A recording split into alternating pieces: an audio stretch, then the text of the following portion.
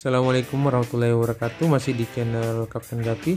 Jadi pada video kali ini kita akan mencoba menghitung squat kapal. Jadi kita akan membahas tentang squat kapal. Jadi saat sebuah kapal bergerak melalui perairan dangkal, sebagian air dari haluan mengalir deras ke bawah kapal untuk naik kembali ke buritan. Jadi hal ini mengurangi tekanan ke atas pada lambung kapal, membuat kapal tenggelam lebih dalam dari biasanya dan memperlambat kapal. Hal ini yang dikenal sebagai squat yang meningkat seiring dengan kecepatan kapal. Jadi apa itu squat? Squat adalah penambahan draft pada saat kapal berlayar yang disebabkan arus ikutan yang kembali sebagai akibat dari kecepatan kapal dan menyebabkan jatuhnya tekanan air sehingga kapal mengalami penurunan secara vertikal di air. Oke, di sini saya perlihatkan gambar efek squat di perairan dangkal. Jadi untuk draftnya kita bisa lihat draft awal dengan adanya squat jadi terjadi penambahan draft. Terus untuk UKC under keel clearance kapal ini saat kapal diam dan efeknya terjadi pengurangan under keel clearance. Untuk faktor penyebab squat di sini ada 3. Yang pertama yaitu kecepatan kapal. Jadi semakin tinggi kecepatan kapal maka squat akan semakin besar. Yang kedua adalah koefisien blok kapal. Jadi semakin besar nilai koefisien blok maka semakin besar squat yang terjadi apabila dilakukan dengan kecepatan yang tinggi pula. Terus faktor penyebab squat yang ketiga yaitu dalam dan lebar perairan.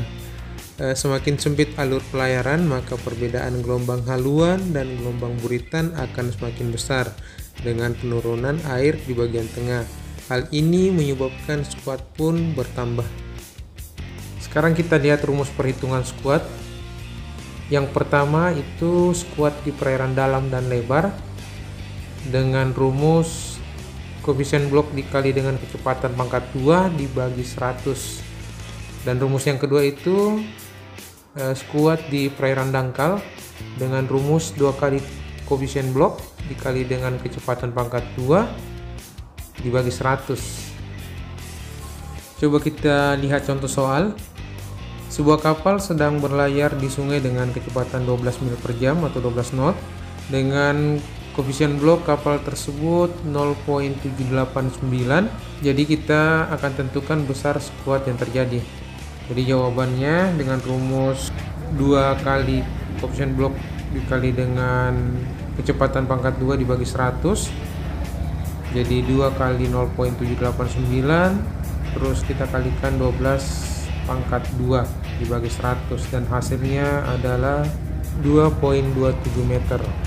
Oke, sekarang kita ingin mengetahui bagaimana terjadinya squat. Yang pertama itu perubahan pola ombak di buritan dan haluan kapal. Yang kedua, kemudi kapal menjadi lamban sehingga menjadi sulit mengarahkan kapal.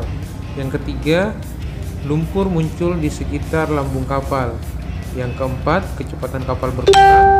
Dan yang terakhir, terjadi getaran bangunan kapal. Itu tadi sekilas penjelasan tentang squat. Mudah-mudahan bermanfaat buat kawan-kawan semua. Assalamualaikum warahmatullahi wabarakatuh. Sebelum lanjut videonya, jangan lupa like, share, dan subscribe channel ini agar kawan-kawan bisa mendapatkan notifikasi video terbaru dari channel Kapten Gapi. Jika ada saran dan pertanyaan bisa